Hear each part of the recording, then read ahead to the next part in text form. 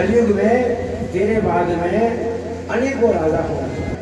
तेरे बाद तेरा पुत्र जन्मे दे राज करेगा और तुम्हारे राज्य के बाद में इस पृथ्वी पर नंद नाम का एक राजा, उसका राज्य 300 वर्ष तक चलेगा।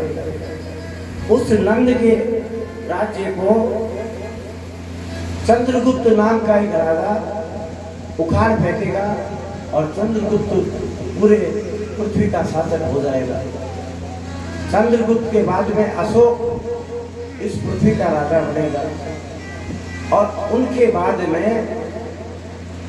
इस पृथ्वी पर कुछ मुगल आकर के और मुगलों का राज्य हो जाएगा।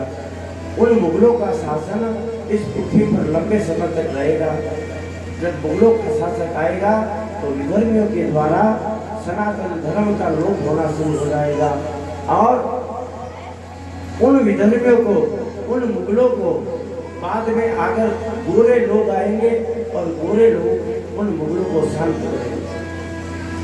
गोरे लोग के आने के बाद कलयुग अपने चरम पर आना शुरू हो जाएगा। पूरी पृथ्वी पर अधर्म का राज्य होने लग जाएगा। गोरे लोगों के बाद में पृथ्वी पर कोई राजा नहीं होगा। जो राजा होंगे वो अपनी ही प्रजा के द्वारा चुन करके राजा बनाए जाएंगे। कलयुग जब बढ़ेगा तो जनता जिन राजा को चुनेगी वो राजा इतने पापी होंगे, अपनी ही प्रजा का खून चूसने वाले होंगे। आखिर प्रजा उनसे दुखी हो जाएगी।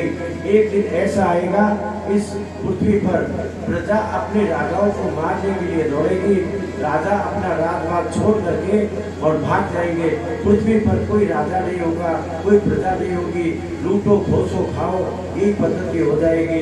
इतनी बारिश होगी, जब बारिश होगी तो 100 साल लगातार होगी, अन्न नहीं होगा। 100 साल बारिश होगी, अन्न का दाना नहीं होगा, अकाल हो जाएगा। गर्मी पड़ेगी तो लगातार 100 वर्ष तक गर्मी पड़ेगी। मनुष्यों की आयु कम हो जाएगी और मनुष्यों की कलयुग के अंतिम चरण में जब जाएगी तब जाकर मनुष्यों की आयु होगी 30 वर्ष की।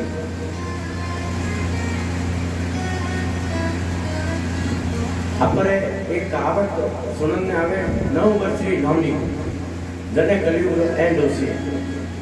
तो वास्तव में ये संभव है। ये जो कुत्ता कुत्ती होते हैं ना, ये 9 साल में नाना परनाना बन जाते हैं। हमारी आयु कुत्ते जितनी हो जाएगी और जब कुत्ते जितनी आयु होगी तो ब्याह भी उसी हिसाब से हो जाएगा, बच्चे भी उसी हिसाब से हो जाएंगे। छोटे छोटे हमारे कद हो जाएंगे। 3.5 फुट की हाइट अंत में मनुष्य की रहेगी। धर्म कर्म सब खत्म हो जाएगा। पूरी पृथ्वी पर एक ही ब्राह्मण होगा जो भगवान का नाम लेने वाला बचेगा।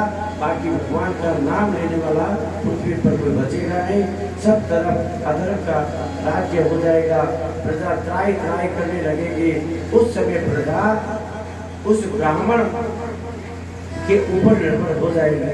वो ब्राह्मण भगवान की तपस्या करेगा। भगवान उस ब्राह्मण पर कृपा करके, उस ब्राह्मण का नाम होगा विष्णु यश। उस विष्णु यश ब्राह्मण के यहाँ भगवान अवतार लेकर के आएंगे।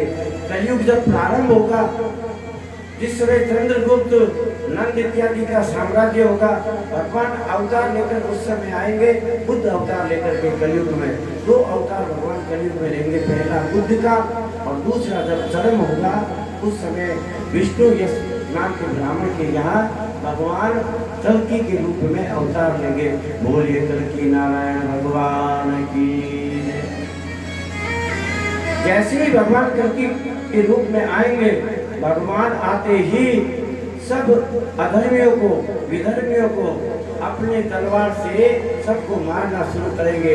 जैसे ही कल्कि भगवान का अवतार होगा, अपने आप स्वतः ही कलयुग का नाश हो जाएगा और सतयुग की पुनः शुरुआत हो जाएगी।